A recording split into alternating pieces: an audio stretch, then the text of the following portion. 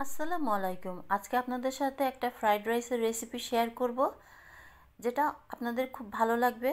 চলুন তাহলে শুরু করা যাক আজকে সেই রেসিপিটি। আমি এখানে 60 ml সাদা তেল নিয়েছি। দিয়ে দিলাম দুটো রসুন কুচি। আমি গ্রেটার দিয়ে কুচি করে নিয়েছি। রসুনের ফ্লেভারটা খুব ভালো লাগে রাইসের সাথে।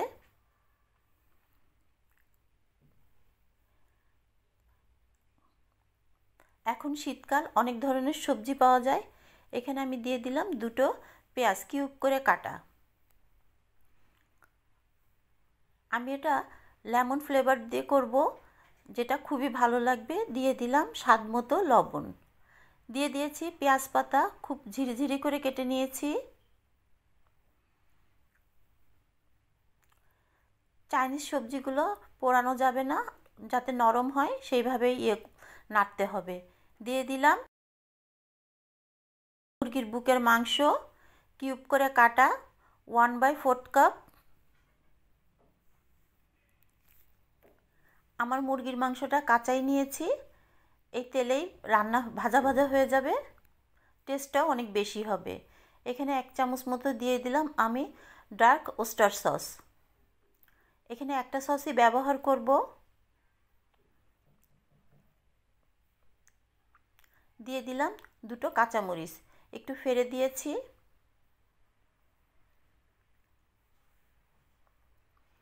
আমি ফুলকপিগুলো ছোট ছোট টুকরো করে দিয়ে দিলাম। ফুলকপিগুলো আমি সিদ্ধ করে নিইনি। আর 2 টেবিল চামচ মতো গাজর দিয়েছি। সবজিগুলো এমনি নরম হয়ে যাবে।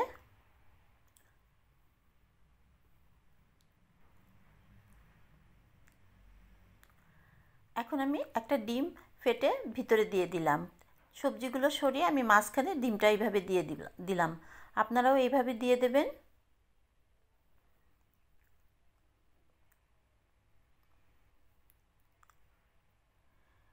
এই রাইসটা একটা খুব সুন্দর ফ্লেভার হবে, যেটা আলাদা ধরনের খেতে ভালো লাগবে।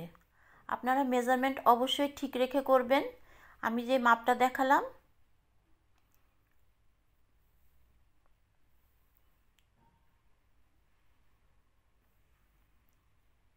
আমার ফুলকপি ছিল 1/2 কাপ মতো, আর দিয়ে দিলাম কয়েকটা চিংড়ি মাছ, 5-6টা মতো চিংড়ি মাছ দিয়েছি। চিংড়ি মাছ যেহেতু নরম, সেজন্য আমি সবার শেষেই দিলাম। এখন আমি 1 কাপ মতো রাইস নিয়েছি।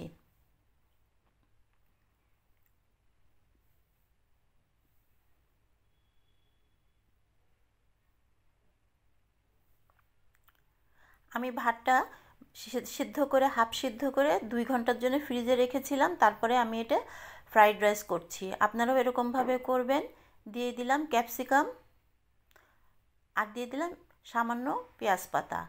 গরম ভাত কখনোই আপনারা ফ্রাইড করবেন না, তাহলে গলে যাওয়ার সম্ভাবনা অনেক বেশি।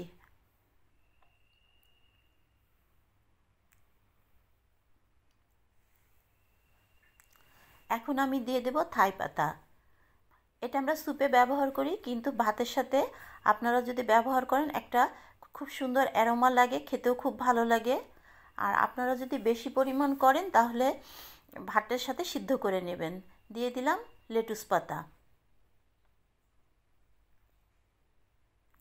আমার রাইসটা হয়ে গেছে। এটা খেতে খুবই মজা হয়েছিল। এখন আমি পরিবেশন করব।